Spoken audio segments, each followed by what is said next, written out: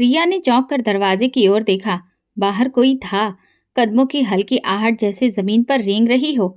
उसने जल्दी से चादर हटाई और धीरे धीरे दरवाजे की तरफ बढ़ी। जैसे ही उसने हैंडल घुमाया, दरवाजा जोर से खुल गया। सामने अर्जुन की माँ खड़ी थी, बिखरे बाल, कांपते हाथ और आंखों में एक अजनबी दहशत। मेरी बेटियों को वापस ले आओ। उनकी कांपती आवाज में गहरा दर्द था। रिया सन्न रह गई। शादी के बाद वो पहली बार इस हवेली में आई थी, मगर पहले ही दिन उसे एहसास हो गया कि ये सिर्फ एक घर नहीं, बल्कि सदियों पुराने राज अपने अंदर समेटे हुए है। अर्जुन खामोश रहता था। रूबी, अर्जुन की बहन, नजरें चुराती थी। और अब उसकी सास की ये हालत, ये सब सामान्य नहीं था। यहाँ कुछ था जो दबा हुआ था, मगर अब वो सच सामने आने को बेताब था।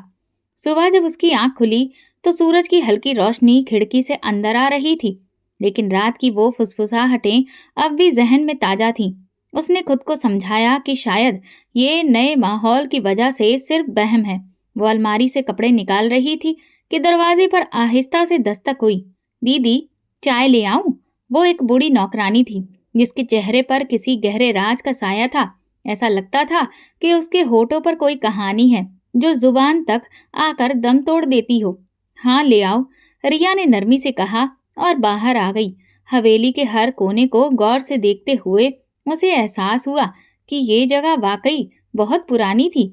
दीवारों में दरारें, ऊंची छतों पर लटके झूमर और लकड़ी के दरवाजे जो वक्त की मार सहते सहते चरमराने लगे थे। उसे याद आया कि अर्जुन ने अपनी बहनों के बारे में ज्यादा कुछ नहीं बताया था। बस इतना कहा था कि वे अब इस दुनिया में नहीं रहीं। लेकिन उनकी मौत कैसे हुई, कब हुई, क्या कोई हादसा था या कुछ और? ये सवाल उसके मन में घूमने लगे। इसी दौरान उसे अपनी सास की तेज आवाज सुनाई दी। वो पुराने झूले पर बैठी थी और किसी अनदेखी चीज से बातें कर रही थी। मैंने तुमसे कहा था ना, मत आना, मत बोलना। तुम्हें क्या लगा कि सब भूल जाएंगे? मैं नहीं भूलूंगी। रिया घबरा कर आगे बढ़ी, लेकिन जैसे ही उसकी सास की नजर उस पर पड़ी, वे अचानक चुप हो गईं और उसे घूरने लगीं। तुम यहाँ क्यों आई हो? तुम्हें भी उनकी तरह खत्म कर देंगे, जैसे मेरी बेटियों को किया था। रिया के रोंगटे खड़े हो गए। सास की आंखों में ऐसी दहशत थी जो उसे भी अपनी गिरफ्त में ले रही थी। ये हवेली, ये घर और इसका हर कोना कोई भयानक रहस्य छुपाए हुए था, जिसकी परतें अब धीरे धीरे रिया के सामने खुलने लगी थी। उसने अर्जुन से बात करने का फैसला किया। जब वो कमरे में आया तो रिया ने झिझकते हुए पूछा, अर्जुन, आपकी बहनें, उनकी मौत कैसे हुई थी? अर्जुन ने एक पल के लिए उसकी आंखों में झांका, फिर रुख मोड़ लिया और ठंडे स्वर में कहा, बहुत पुरानी बात है। उनकी किस्मत में यही लिखा था। तुम इन बातों में मत पड़ो। ये जवाब पर्याप्त नहीं था। रिया को महसूस हुआ कि अर्जुन कुछ छुपा रहा है। अगली सुबह जब वो हवेली के अलग अलग हिस्सों को देखने के लिए निकली तो उसे एहसास हुआ कि कुछ दरवाजे हमेशा बंद रहते हैं, खासकर एक भारी लकड़ी का दरवाजा जो तहखाने की ओर जाता था। ये दरवाजा क्यों हमेशा बंद रहता है? उसने नौकरानी से पूछा। नौकरानी का चेहरा अचानक घबराहट से भर गया। वो एक पल चुप रही, फिर धीरे से बोली, यहाँ मत जाइए दीदी। जो वहां गया वो वापस नहीं आया। रिया के दिल में एक अजीब सा डर दौड़ गया। वो और सवाल पूछना चाहती थी, मगर नौकरानी जल्दी से वहां से चली गई। रात को जब रिया सोने के लिए लेटी तो नींद उसकी आंखों से कोसों दूर थी। अचानक कमरे में किसी की फुसफुसाहट गूंजी। वो झटके से उठ बैठी, मगर वहां कोई नहीं था। उसे महसूस हुआ कि कोई उसे देख रहा है, कोई जो दिखाई नहीं देता मगर मौजूद है। अगली रात जब वो अर्जुन के साथ खाने की मेज पर बैठी तो उसने तहखाने का जिक्र छेड़ा। अर्जुन ने चम्मच रखते हुए सख्त लहजे में कहा, तुमसे कितनी बार कहा है, इन बातों में मत पड़ो। इस हवेली में कुछ जगह ऐसी हैं जहां जाना मना है। रिया ने अर्जुन की आंखों में देखा, जहां एक अनजाना तनाव था।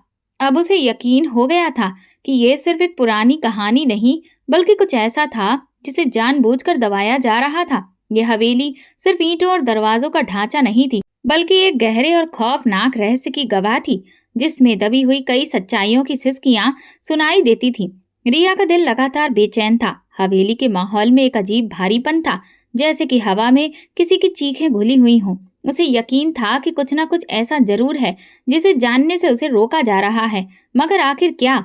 दिन भर वो चुपचाप रही, लेकिन रात होते ही उसकी बेचैनी और बढ़ गई। जैसे ही अर्जुन गहरी नींद में गया, वो धीरे से बिस्तर से उतरी और दबे कदमों से तहखाने की ओर बढ़ी। दरवाजे तक पहुंचकर उसने हाथ बढ़ाया ही था कि किसी ने उसका बाजू जोर से पकड़ लिया। यहाँ मत जाओ दीदी। रिया ने पलटकर देखा तो पुरानी नौकरानी डरी हुई नजरों से उसे देख रही थी। क्यों? आखिर मैं वहां क्यों नहीं जा सकती? रिया ने घुटी हुई आवाज में पूछा। नौकरानी के चेहरे पर डर और गहरा गया। वो हिचकिचाई, फिर धीरे से बोली, दीदी, जो आपकी नंदों के साथ हुआ वो किसी दुश्मन के साथ भी ना हो। रिया का दिल जोर से धड़कने लगा। उसने जल्दी से नौकरानी का हाथ पकड़ा और सख्ती से पूछा, तुम्हारा मतलब क्या है? मुझे सब सच बताओ। लेकिन नौकरानी ने सिर झुका लिया। मुझे कुछ नहीं पता, बस इतना जानती हूँ कि आपको इस तहखाने से दूर रहना चाहिए। ये कहकर वो तेजी से वहां से चली गई और रिया वहीं सन्न खड़ी रह गई। कमरे में आने के बाद भी उसके दिमाग में वही बातें गूंज रही थीं। आखिर उसकी नंदों के साथ क्या हुआ था? क्यों इस हवेली के हर सदस्य के चेहरे पर एक अजीब सा डर था? अगली सुबह नाश्ते के दौरान उसने अर्जुन से अपनी नंदों की मौत के बारे में फिर पूछा, लेकिन वो सख्त लहजे में बोला, बस करो रिया, वो सब बीती बातें हैं, उन्हें मत उखाड़ो। रिया चुप हो गई, लेकिन उसका दिल मानने को तैयार नहीं था कि ये बस अतीत की बातें हैं। ये कोई साधारण घटना नहीं थी। ये कोई ऐसा राज था जो गहरे अंधेरे में छुपा था, लेकिन जिसकी परछाई हवेली में अब भी महसूस की जा सकती थी। अब रिया की रातें अजीब हो गई थीं। जैसे ही वो सोने के लिए आंखें बंद करती, उसे किसी की फुसफुसाहटें, किसी के चलने की आहट और कभी-कभी सिसकियां सुनाई देने लगती। शुरू में उसने खुद को समझाने की कोशिश की कि ये सब नया माहौल और उसका खुद का डर है, लेकिन फिर उसे सपने आने लगे। ऐसे सपने जो इतने वास्तविक लगते थे, जैसे कि वो अतीत में झांक रही हो। उस रात भी कुछ ऐसा ही हुआ। जैसे ही उसकी आंख लगी, वो खुद को एक सुनसान गलियारे में खड़ा हुआ महसूस करने लगी। सामने एक दरवाजा था जो अपने आप खुला। अंदर एक नौजवान लड़की खड़ी थी जिसकी आंखों में डर था। उसके बाल बिखरे हुए थे और चेहरा आंसुओं से भीगा हुआ था। मुझे बचाओ, लड़की की कांपती हुई आवाज निकली। रिया ने उसकी ओर बढ़ने की कोशिश की, लेकिन अचानक किसी ने लड़की का हाथ खींचा और उसे अंधेरे में ले गया। वो चीख रही थी, लेकिन अंधेरे ने सब कुछ निगल लिया। रिया घबराकर जाग गई। उसकी सांसें तेज हो गई थी, माथे पर पसीना था और हाथ कांप रहे थे। ये सिर्फ एक सपना नहीं था, ये कोई सच्चाई थी जो किसी अदृश्य पर्दे के पीछे छिपी थी। सुबह जब वो नाश्ते पर पहुंची तो अर्जुन वहां नहीं था। उसकी सास अपनी पुरानी कुर्सी पर बैठी कहीं खोई हुई सी दिख रही थी। नौकरानियां चुपचाप अपने काम में लगी थीं। रिया ने हिचकिचाते हुए अपनी सास से पूछा, माँ जी, आपकी बेटियों की मौत कैसे हुई थी? सास के हाथ कांपने लगे। उन्होंने रिया को गहरी नजरों से देखा, जैसे वो कुछ कहना चाहती हो, लेकिन शब्द नहीं मिल रहे थे। फिर अचानक उनकी आंखों से आंसू बहने लगे। वो वापस आना चाहती हैं, वो मुझे बुलाती हैं। उनकी आवाज कांप रही थी। रिया के शरीर में सिहरन दौड़ गई। माँ जी, आप किसकी बात कर रही हैं? सास ने कुछ देर तक उसे खाली नजरों से देखा, फिर कांपती हुई आवाज में बोली, ये सब उसने किया है। किसने? रिया ने तुरंत पूछा, लेकिन सास ने बस सिर झुका लिया। यहाँ कोई एक राज नहीं था, ये पूरा घर ही एक रहस्य था। और रिया धीरे धीरे उस अंधेरे में कदम रख रही थी जहाँ शायद सिर्फ डर, सच्चाई और मौत थी। अब हवेली में हर समय उसे बेचैनी महसूस होने लगी थी। वो खुद को संभालने की कोशिश कर रही थी, लेकिन जो कुछ वो देख रही थी और सुन रही थी वो उसे शांत नहीं रहने दे रहा था। सास की बातें, नौकरानी की फुसफुसाहटें, अर्जुन का अजीब बर्ताव, सब कुछ उसे किसी अनकहे खतरे का संकेत दे रहा था। रात का समय था। अर्जुन किसी काम से शहर गया हुआ था और हवेली में गहरा सन्नाटा पसरा हुआ था। रिया अपने कमरे में थी, लेकिन उसकी आंखों से नींद कोसों दूर थी। अचानक उसे महसूस हुआ कि कोई उसके कमरे में दाखिल हुआ है। उसने हल्के कदमों की आहट सुनी। उसका दिल जोर जोर से धड़कने लगा। वो तेजी से बिस्तर से उठी और दीपक जलाने के लिए हाथ बढ़ाया, लेकिन उसी पल दीपक खुद ब खुद बुझ गया। कौन है? रिया ने कांपती हुई आवाज में पूछा। कोई जवाब नहीं आया, लेकिन किसी की मौजूदगी का एहसास बना रहा। उसे लगा जैसे कोई परछाई की तरह इधर उधर घूम रही हो। वो घबराकर दरवाजे की ओर बढ़ी, लेकिन अचानक ऐसा महसूस हुआ जैसे किसी ने उसके कंधे पर हाथ रख दिया हो। रिया की चीख निकल गई, लेकिन जैसे ही उसने पीछे मुड़कर देखा, कमरा खाली था। वो कांपती हुई बिस्तर पर बैठ गई, लेकिन उसके अंदर खौफ की लहर दौड़ चुकी थी। वो यहाँ अकेली नहीं थी। सुबह अर्जुन वापस आया तो रिया ने उसे रात की घटना के बारे में बताया, लेकिन अर्जुन गुस्से से बोला, ये सब तुम्हारा वहम है रिया, तुम इन फालतू बातों पर ध्यान देना बंद करो। रिया ने नाराजगी से उसकी ओर देखा। ये वहम नहीं है अर्जुन, मैंने खुद महसूस किया है कि इस हवेली में कोई और भी मौजूद है, कोई जो चाहता है कि मैं डर जाऊं। अर्जुन ने गहरी सांस ली और उसका हाथ पकड़कर बोला, तुम बस इन बातों को दिल पर मत लो। हवेली पुरानी है, हवा के बहाव से भी ऐसा लग सकता है। बस शांति से रहने की कोशिश करो। लेकिन रिया को शांति नहीं मिल रही थी। अब ये सिर्फ सपने या फुसफुसाहटें नहीं थी, बल्कि कोई सच्चाई थी जो उसके बहुत करीब आ रही थी। कोई जो चाहता था कि वो डरी सहमी रहे और शायद हमेशा के लिए चुप हो जाए। रिया फैसला कर चुकी थी, वो इस हवेली के छिपे हुए राज को जाने बिना चैन से नहीं बैठेगी। अर्जुन ने उसके खतरे को बार बार वहम ही करार दिया था, लेकिन जो कुछ वो महसूस कर रही थी वो सिर्फ एक इत्तेफाक नहीं था। यहाँ कुछ था, कुछ ऐसा जो उससे छुपाया जा रहा था। एक दिन जब वो अपने कमरे की सफाई कर रही थी तो उसे अलमारी के निचले हिस्से में एक पुरानी लकड़ी की दराज नजर आई जो जंग लगी हुई थी। जिज्ञासा से भरी उसने दराज खोली तो अंदर एक पुरानी डायरी रखी हुई थी। डायरी पर धूल जमी थी और उसका रंग मटमैला हो चुका था, लेकिन जैसे ही रिया ने उसे खोला उसकी आंखें हैरान रह गईं। यह अर्जुन की सबसे बड़ी बहन रूबी की डायरी थी। डायरी के शुरुआती पन्नों में रोजमर्रा की बातें लिखी हुई थी, लेकिन जैसे जैसे वो आगे बढ़ती गई उसे शब्दों में एक अजीब सा डर और घबराहट महसूस होने लगी। मुझे लगता है कि कोई मुझे देख रहा है। हर रात मेरे कमरे में कोई आता है, लेकिन मैं देख नहीं सकती कि वो कौन है। जब मैं रोशनी जलाती हूँ तो वहाँ कोई नहीं होता, लेकिन मुझे महसूस होता है जैसे कोई बहुत पास है, बहुत ही पास। रिया का दिल तेजी से धड़कने लगा। कल रात मेरी छोटी बहन रीता का कमरा अंदर से बंद था। जब अर्जुन ने दरवाजा तोड़ा तो रीता कांप रही थी। उसने कहा कि किसी ने उसका गला दबाने की कोशिश की, लेकिन कमरे में कोई नहीं था। सबने कहा कि यह सिर्फ एक बुरा सपना था, लेकिन मैं जानती हूँ कि यह सपना नहीं था। रिया को एक झुरझुरी सी हुई। ये सब क्या था? वो जल्दी जल्दी और पन्ने पलटने लगी। अगर मैं मर जाऊं तो समझ लेना कि ये कोई इत्तेफाक नहीं था। मैंने एक सच जान लिया है, एक ऐसा सच जो मेरी जान ले सकता है। रिया को महसूस हुआ जैसे कमरे के बाहर कोई खड़ा है। वो तेजी से दरवाजे की ओर बढ़ी, लेकिन जैसे ही उसने दरवाजा खोला उसे बाहर कोई नजर नहीं आया। फिर भी उसका दिल कह रहा था कि कोई था, कोई जो जानता था कि उसने ये डायरी पढ़ ली है। रिया का दिमाग उलझने लगा था। रूबी की डायरी ने उसके अंदर एक अजीब सा डर भर दिया था। हर शब्द में छुपा खौफ, हर पन्ने में लिखी हुई बेबसी, और सबसे ज्यादा वो आखिरी वाक्य, अगर मैं मर जाऊं तो समझ लेना कि ये कोई इत्तेफाक नहीं था। ये कैसे संभव था कि अर्जुन की तीनों बहनें रूबी, रीता और सुनीता एक के बाद एक इस दुनिया से चली गईं और किसी को कोई शक तक नहीं हुआ। रिया ने ठान लिया कि अब वो किसी के मना करने से नहीं रुकेगी। उसे सच्चाई जाननी थी। अगली रात जब सब गहरी नींद में थे, वो चुपचाप अपने कमरे से निकली और उस दरवाजे की ओर बढ़ी जो तहखाने की तरफ जाता था।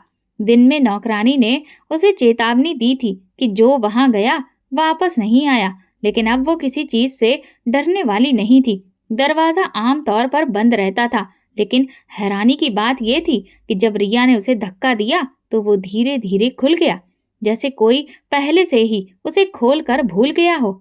अंदर घना अंधेरा था। उसने कांपते हाथों से मोबाइल की टॉर्च जलाई और धीरे धीरे सीढ़ियों से नीचे उतरने लगी। तहखाना बहुत पुराना था। दीवारों पर मकड़ी के जाले थे और सीलन की बदबू आ रही थी। जैसे ही वो आगे बढ़ी, टॉर्च की रोशनी में दीवार पर कुछ निशान चमके। रिया करीब गई और ध्यान से देखा। ये नाखूनों के गहरे निशान थे, जैसे किसी ने दीवार को नोचने की कोशिश की हो। कुछ निशान ताजा थे, कुछ बहुत पुराने। उसका दिल तेजी से धड़कने लगा। उसने आगे बढ़कर दीवार को उंगलियों से छुआ। दीवारों पर खून के धब्बे भी थे। वो एक झटके से पीछे हटी। उसकी सांसें अनियंत्रित हो गईं। अचानक तहखाने में एक दरवाजा चरमराया। रिया ने घबराकर पीछे देखा। वहां कोई नहीं था। लेकिन उसे ऐसा महसूस हुआ जैसे कोई परछाई की तरह उसके बहुत करीब खड़ा हो। फिर एक ठंडी ससराहट गूंजी, यहाँ मत आना। रिया की चीख निकल गई। वो तेजी से पलटी और सीढ़ियों की ओर भागी। ऊपर आते ही उसने दरवाजा जोर से बंद कर दिया। यह हवेली एक कब्र की तरह थी और वो धीरे धीरे उन रहस्यों के करीब जा रही थी जहां शायद सिर्फ डर और मौत का राज था। तहखाने में जो कुछ रिया ने देखा वो उसे भुलाने की कोशिश कर रही थी, लेकिन दीवारों पर बने नाखूनों के निशान और खून के धब्बे उसकी आंखों के सामने घूम रहे थे। वो डरी हुई थी, लेकिन अब इस राज को नजरअंदाज नहीं कर सकती थी। यहाँ कुछ था, कुछ ऐसा जिसे जानबूझकर दफन कर दिया गया था। अगली सुबह जब वो नाश्ते के लिए गई तो अर्जुन पहले ही घर से जा चुका था। नौकरानी चुपचाप चाय रखकर जाने लगी, लेकिन रिया ने उसे रोक लिया। मैंने तहखाने में कुछ देखा है। दीवारों पर निशान और खून के धब्बे देखकर नौकरानी का चेहरा पीला पड़ गया। वो एक पल के लिए कांपने लगी, फिर जल्दी से नजरें झुका ली। मैं कुछ नहीं जानती दीदी, बस आप वहां दोबारा मत जाएं, प्लीज। रिया का सब्र अब खत्म हो चुका था। तुम सब कुछ जानती हो, लेकिन बताना नहीं चाहती। तुम किससे डर रही हो? अर्जुन से। नौकरानी ने चौंक कर उसकी ओर देखा, जैसे वो कुछ कहना चाहती हो, लेकिन शब्द नहीं मिल रहे थे। फिर वो चुपचाप वहां से चली गई। रिया का दिल और बेचैन हो गया। वो अर्जुन की माँ के कमरे की तरफ बढ़ी। जब वो अंदर गई तो सास झूले पर बैठी जमीन की ओर देखती हुई कुछ बड़बड़ा रही थी। ये सब उसने किया है, सब उसी ने किया। रिया ने धीरे से पूछा, माँ जी, आप किसकी बात कर रही हैं? सास ने सिर उठाया। उनकी आंखें लाल हो रही थीं, जैसे वो रात भर सोई ना हो। मेरी बेटियां वापस आना चाहती हैं। रिया की सांस अटक गई। माँ जी, क्या आप बता सकती हैं कि उनके साथ क्या हुआ था? सास ने एक पल के लिए रिया की तरफ देखा, फिर धीरे से बोली, ये सब उसने किया। वही हत्यारा है, वही अपराधी है।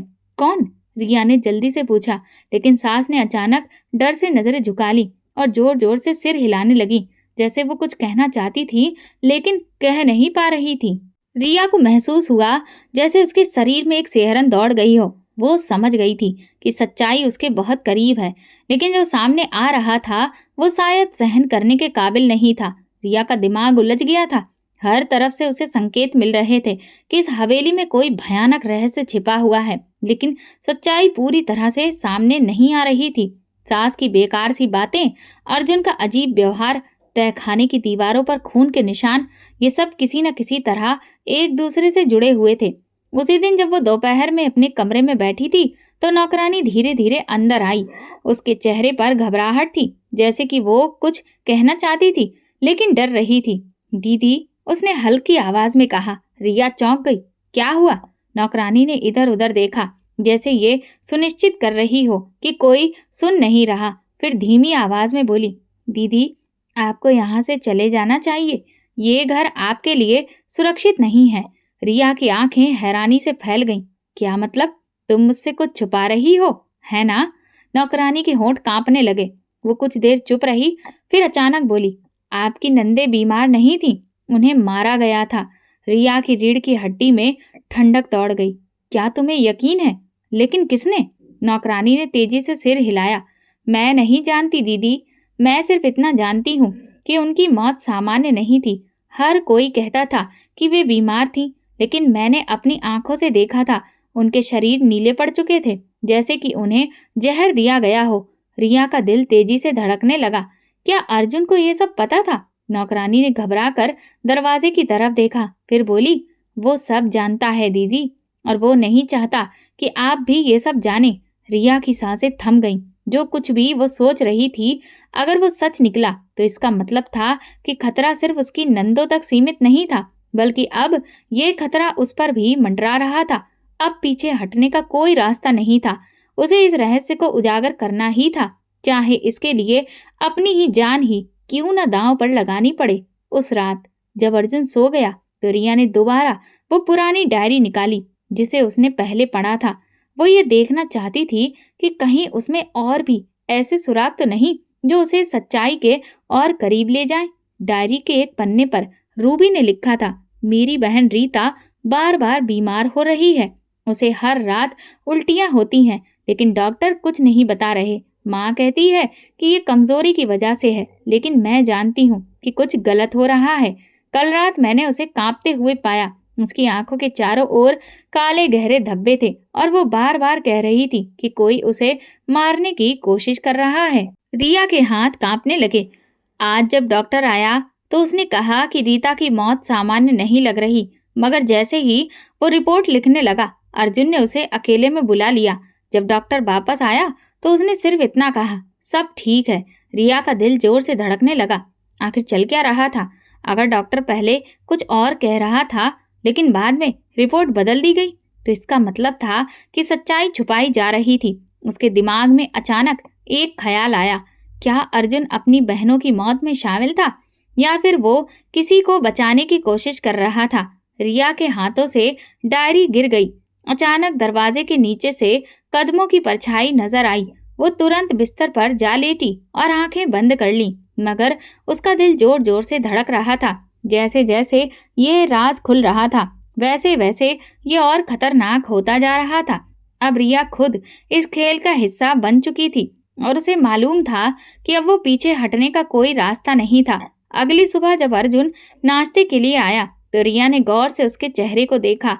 वो हमेशा की तरह शांत लग रहा था, मगर उसकी आंखों में कुछ था जो रिया ने पहले कभी नहीं देखा था, कुछ छुपाने की बेचैनी। रिया ने धीरे से कहा, अर्जुन, क्या मैं तुमसे एक सवाल पूछ सकती हूँ? अर्जुन ने नाश्ता करते हुए सिर हिला दिया। क्या तुम्हारी बहनों की मौत सच में बीमारी से हुई थी? अर्जुन के हाथ एक पल के लिए रुक गए। फिर उसने धीरे से कहा, हाँ, क्यों? रिया ने सीधे उसकी आंखों में देखा। क्या सच में? क्या तुम मुझसे कुछ छुपा रहे हो? अर्जुन ने गुस्से में चम्मच जोर से मेज पर रख दिया। ये तुम क्या बातें कर रही हो रिया? तुम्हें बार बार क्यों लग रहा है कि उनकी मौत कोई साजिश थी? ये सब पुरानी बातें हैं, उन पर ज्यादा सोचने की जरूरत नहीं। लेकिन अब रिया चुप रहने वाली नहीं थी। अगर छुपाने को कुछ नहीं है तो तुमने डॉक्टर की रिपोर्ट बदलवाने की कोशिश क्यों की? अर्जुन का चेहरा एक पल के लिए उतर गया, मगर उसने फौरन खुद को संभाल लिया। तुम्हें ये सब किसने बताया? उसकी आवाज में सख्ती थी। रिया ने एक पल के लिए सोचा कि क्या उसे नौकरानी का नाम लेना चाहिए, मगर फिर खुद को रोक लिया। ये जरूरी नहीं कि किसने बताया, लेकिन मैं सच्चाई जानना चाहती हूँ। अर्जुन ने गहरी सांस ली और कुर्सी से उठकर खड़ा हो गया। बस करो रिया, ये बेकार की बातें सोचना बंद करो। अगर तुम्हें शांति चाहिए तो इस घर के पुराने मामलों में मत पड़ो। रिया सन्न रह गई। अर्जुन ने पहली बार उससे इतनी सख्ती से बात की थी। फिर वो दरवाजा जोर से बंद करके बाहर चला गया और रिया वहीं बैठी सोचती रह गई। अब रिया को यकीन हो चुका था कि वो सच्चाई के बहुत करीब पहुंच चुकी है और अगर उसने आगे कदम बढ़ाया तो शायद उसे इसकी कीमत भी चुकानी पड़ेगी। उसी रात जब पूरा घर नींद में डूबा हुआ था, रिया ने चुपचाप नौकरानी को अपने कमरे में बुलाया। दरवाजा धीरे से बंद करके वो उसके करीब गई और धीमी आवाज में पूछा, मुझे सच बताओ, क्या तुम्हें पता है कि मेरी नंदों को किसने मारा था? नौकरानी का रंग उड़ गया। रिया घबराई, मगर फिर कांपती आवाज में बोली, दीदी, मैं सब कुछ नहीं जानती, लेकिन जो मैंने देखा वो बता सकती हूँ। रिया का दिल तेजी से धड़कने लगा। क्या देखा था तुमने? नौकरानी ने एक पल के लिए दरवाजे की तरफ देखा, जैसे यकीन कर रही हो कि कोई सुन तो नहीं रहा। फिर धीरे से बोली, पहली ननद रूबी दीदी, उनकी मौत कोई हादसा नहीं था। किसी ने उनका गला दबाने की कोशिश की थी। मैंने अपनी आंखों से देखा था कि उनके शरीर पर चोट के निशान थे। रिया की सांसें थम गईं। ये सब कैसे हुआ? किसने किया? नौकरानी की आंखों में डर साफ झलक रहा था। ये तो मैं नहीं जानती, लेकिन एक रात मैंने रूबी दीदी को अपने कमरे में रोते हुए सुना था।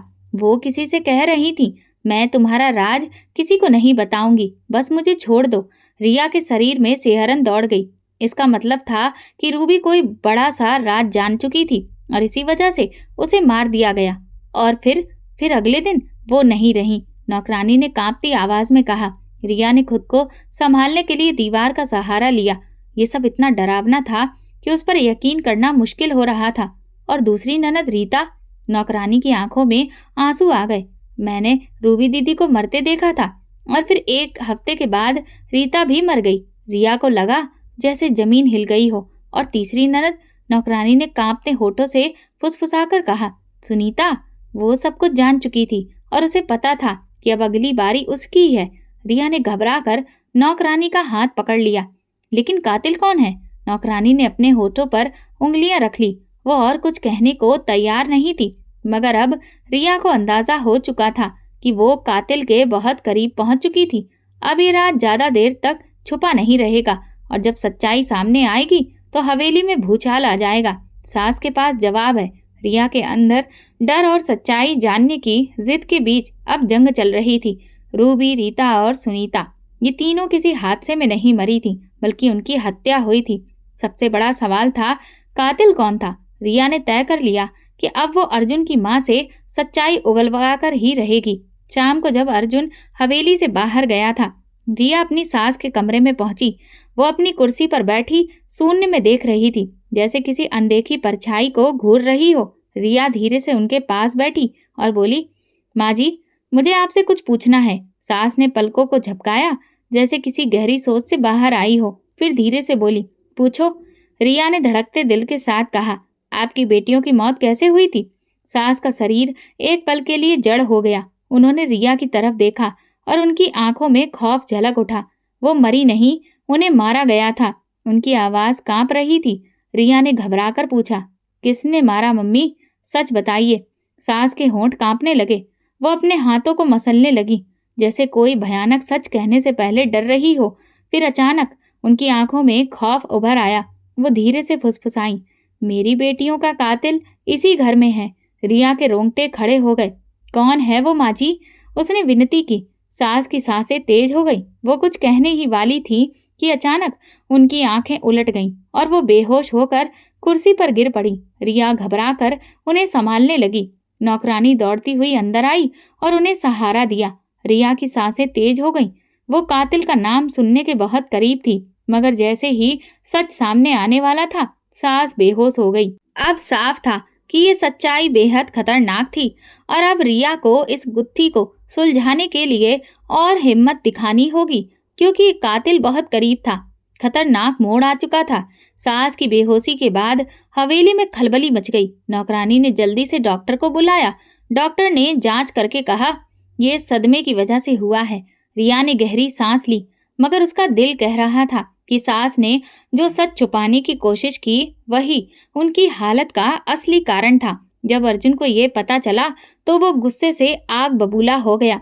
वो रात को देरी से घर आया और सीधा रिया के कमरे में पहुंचा। तुमने माँ से क्या पूछा था? उसकी आवाज कड़वी थी। रिया चौंक कर उसकी तरफ देखने लगी। मैंने कुछ गलत नहीं किया अर्जुन, मैं बस जानना चाहती हूँ कि आपकी बहनों के साथ में क्या हुआ था। अर्जुन का चेहरा एक पल के लिए सख्त हो गया। फिर उसने गहरी सांस ली और धीमी आवाज में कहा, ये पुरानी बातें हैं रिया, इन पर सोचने का कोई फायदा नहीं। माँ पहले से ही बहुत कमजोर है, उन्हें तुम और परेशान मत करो। मगर रिया को महसूस हुआ कि अर्जुन की आवाज में कुछ छुपा हुआ था। वो कुछ जानता था, मगर नहीं चाहता था कि रिया सच्चाई के करीब जाए।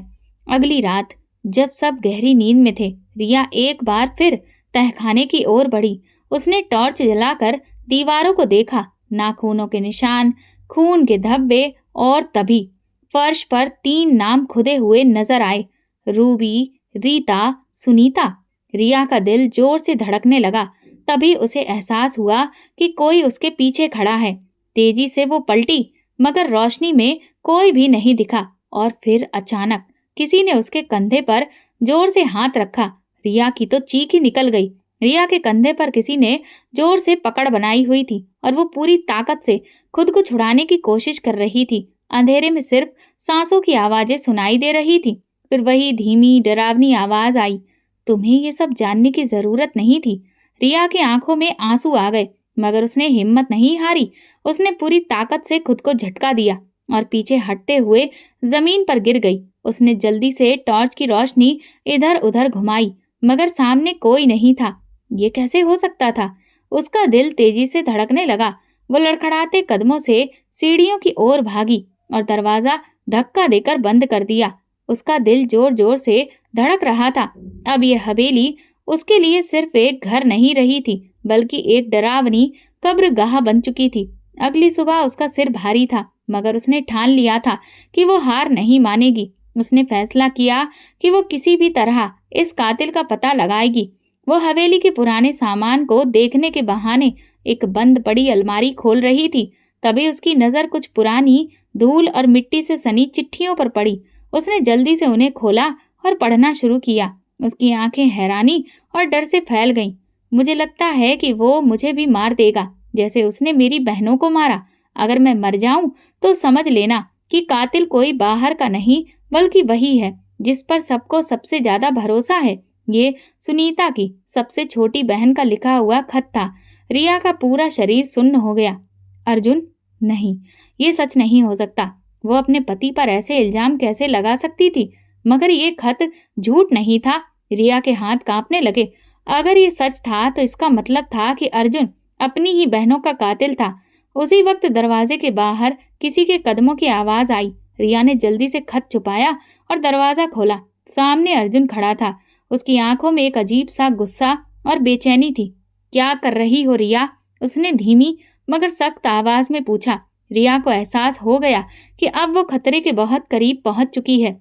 अगर उसने कोई भी गलत कदम उठाया तो अगला निशाना वो खुद हो सकती थी। अर्जुन की आंखों में तनाव था, जैसे वो समझ चुका हो कि रिया ने कुछ ऐसा देख लिया है जो उसे नहीं देखना चाहिए था।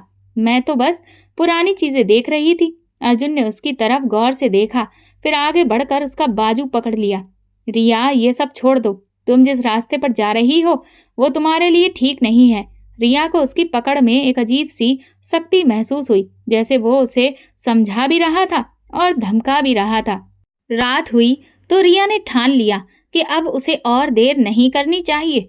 वो जानती थी कि अगर अब उसने कदम पीछे हटाया तो शायद सच्चाई कभी सामने ना आ सके। वो हवेली की नौकरानी के पास गई, जो हमेशा डरी डरी सी रहती थी, मानो कोई भयानक राज उसके दिल में दफन हो। मुझे सच बताओ, अर्जुन की बहनों के साथ में क्या हुआ था?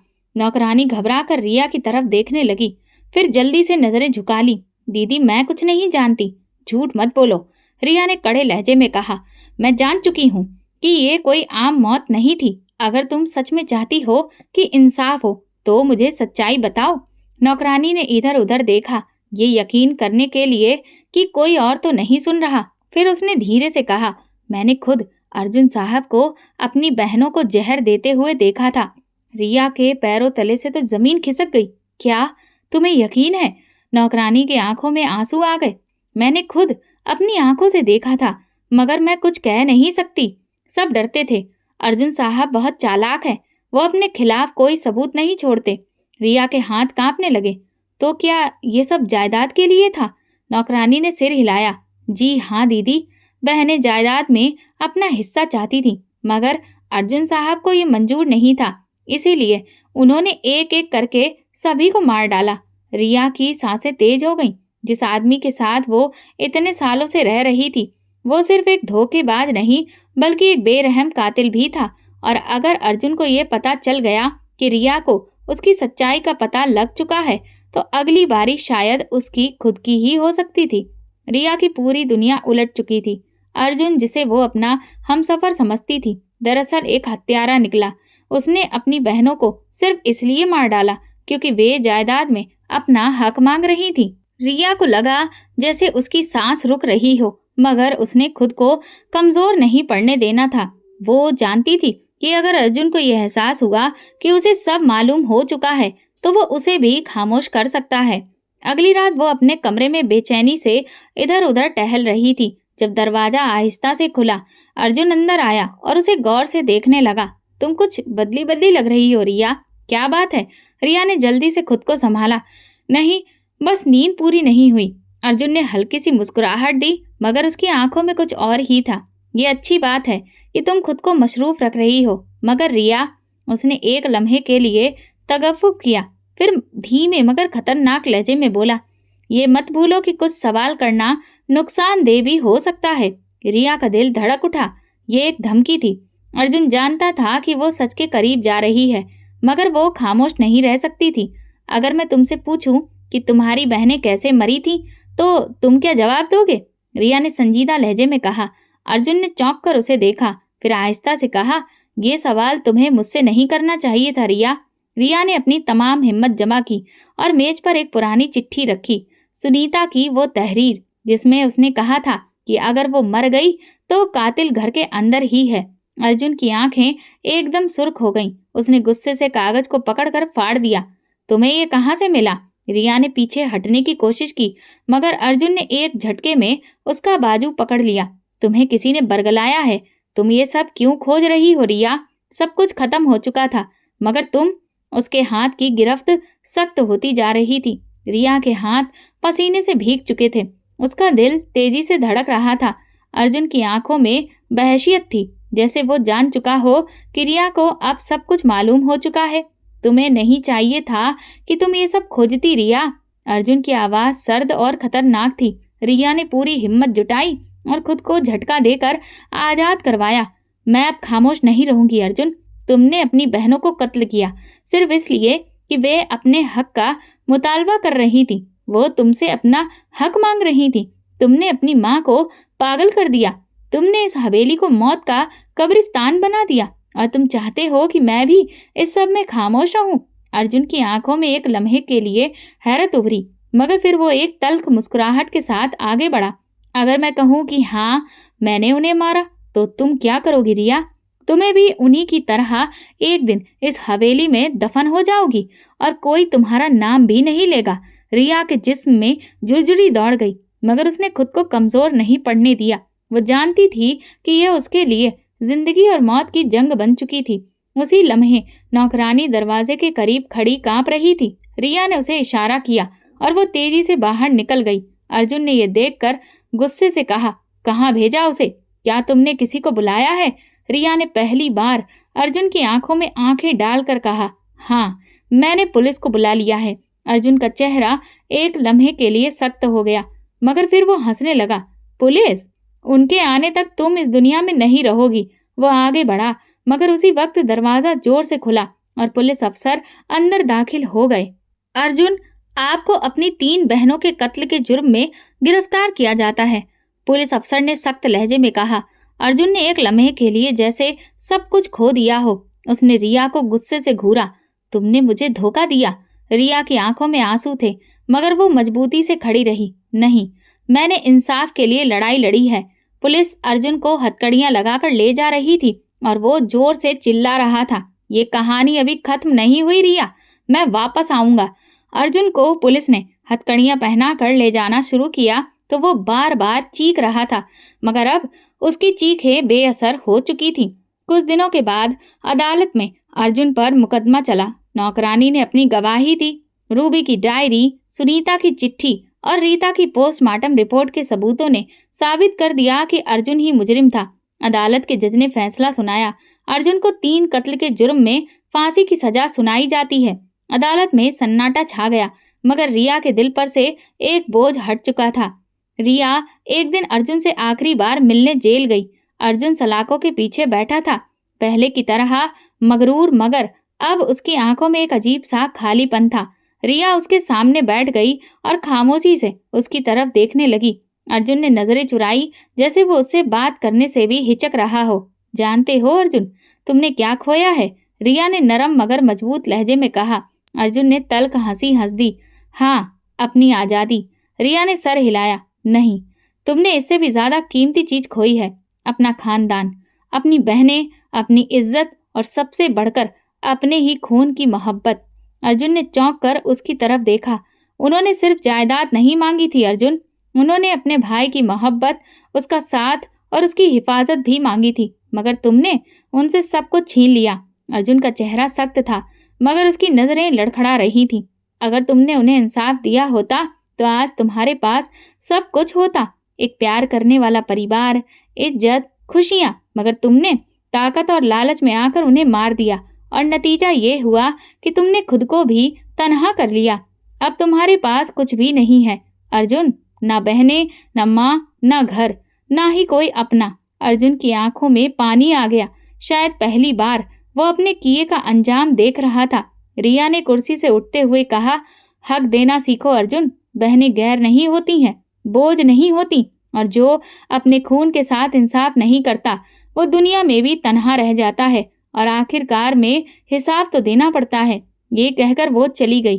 पीछे अर्जुन खामोश बैठा रहा। शायद जिंदगी में पहली बार अपने गुनाह का सही मायनों में उसे एहसास हो रहा था, क्योंकि जुल्म कुछ देर के लिए जीत सकता है, मगर इंसाफ हमेशा अपना रास्ता बना लेता है। अर्जुन को उसके किए की सजा दिलवाने के बाद मैं वापस हवेली में लौट आई थी, लेकिन अब हवेली की दीवारों से उस खौफ के साए नहीं उठ रहे थे जो मुझे अब तक इतने समय से महसूस हो रहे थे। अब वो भटकते साए, वो डरावना एहसास, सब कुछ गायब हो चुका था। अब एक अजीब सी शांति चारों तरफ पसरी हुई थी, जो इस बात का सबूत थी कि मेरी नंदों की आत्माएं, जो कि इंसाफ की चाहत में चारों तरफ भटक रही थी, उन्हें अब मुक्ति मिल चुकी थी। नौकरानी के साथ मैंने तहखाने में जाकर सब कुछ पूरी तरह से बंद कर दिया और उस तहखाने को हमेशा के लिए उसके भयानक अतीत के साथ दफन कर दिया। अब मैं अपनी सास के साथ रह रही हूँ और उनकी देखभाल कर रही हूँ, क्योंकि इस वक्त उन्हें सबसे ज्यादा मेरी जरूरत है और मैं ऐसे हालात में उन्हें अकेला नहीं छोड़ सकती थी। अर्जुन ने जो कुछ भी किया उसकी सजा उसे काटनी पड़ रही है, लेकिन मेरी सास जो बिना किसी गुनाह के इतनी बड़ी सजा काट रही है, शायद इस जीवन में उन्हें इस सजा से मुक्ति नहीं मिल पाएगी। लालच इंसान को इस कदर अंधा बना देता है कि उसे ना तो अपने दिखते हैं और ना ही अपनों का प्यार। दोस्तों, अगर आपको हमारी कहानी पसंद आई हो तो प्लीज कमेंट करके जरूर बताइएगा। वीडियो को ज्यादा से ज्यादा लाइक करें और ज्यादा से ज्यादा शेयर करें। अगर आप चैनल पर नए हैं तो सब्सक्राइब जरूर करें और नोटिफिकेशन बेल को दबाएं ताकि अगली अपडेट सबसे पहले आपको मिले। धन्यवाद।